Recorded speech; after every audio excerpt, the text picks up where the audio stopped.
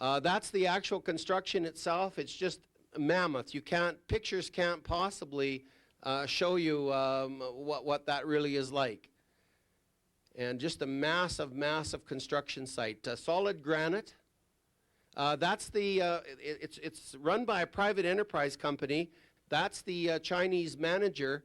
We met with him for 3 hours to discuss joint venturing of projects in China, the business opportunities in China.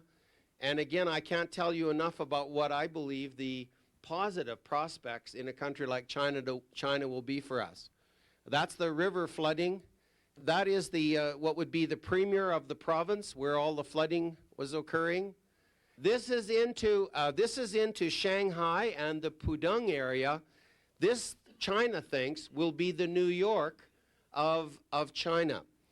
They have in that area 3 buildings, 99 stories completed. They have 10 buildings of 80 stories under construction. All of this has happened in the last about 5 years. That's the Shanghai Stock Exchange, the largest stock exchange in the world, totally computerized, not a sound in the whole place, and all linked to all of the computers around the world, and fully operational, and shares and so on in China will be for sale in 1999. That's 99 stories tall.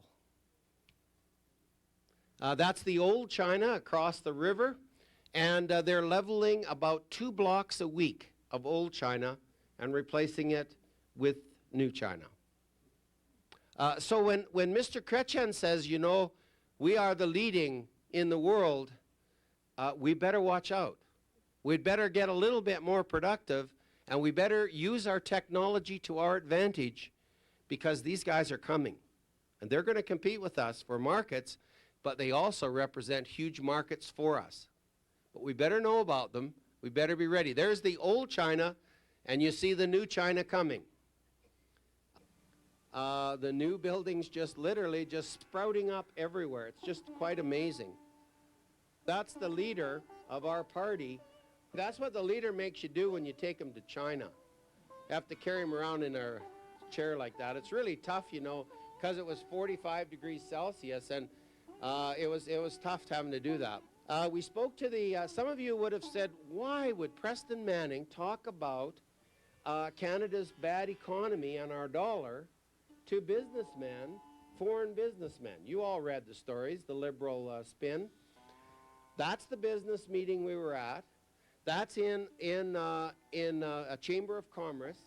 Every single person in that room is a Canadian citizen. Every single one is a Canadian person working in China. Okay, so naturally when they said, why is our dollar so low? Well, because we have too high a debt. 79% debt to GDP. You can't have that.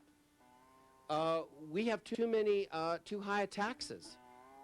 So naturally he answered the questions. They're Canadians asking him.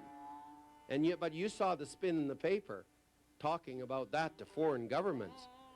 Canadian citizens. This is interesting.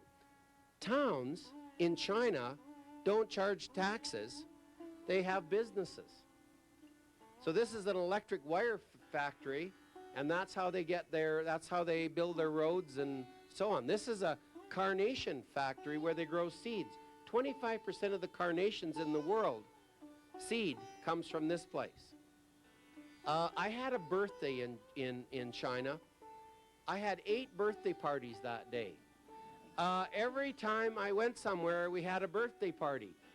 If you're ever in China, don't tell them it's your birthday, because, you know, I don't need to eat that many cakes. That's sort of a look at Shanghai at night. Hong Kong at night. This is Hong Kong. Hong Kong has been a year now under Chinese rule. It hasn't changed at all. They have left it exactly as it was. Now, why would they do that? We asked them, why, to the Chinese, why would you leave Hong Kong? We thought you were going to take it over. They said, you know why we've done that? We need a window on the West. If they're the same as us, we can't learn anything from them. If we leave them different to us, we can learn something from them. So basically, Hong Kong hasn't changed a lot. They are suffering economically, but in terms of the effects of China's takeover, it hasn't made much difference at all. I took that picture because that's the convention center, and those are all Canadian windows. We provided all of the glass and all of the window frames for that new convention center. The new airport is quite something. You can check in downtown anywhere in Hong Kong. You check your baggage in downtown. They take a retinal image of your eye, put it on your bag, and your bag's gone. You get on a rapid transfer train downtown. It takes you right to where your plane is. When you get on that plane, there's a retinal imaging machine that takes a picture of your eye. Your baggage only gets on that plane when your eye gets on that plane. And your boarding pass also has your eye on it. So the boarding pass has to go with the baggage and with the person to get on the plane. That's a 21st century airport, and of course is the largest one in the world.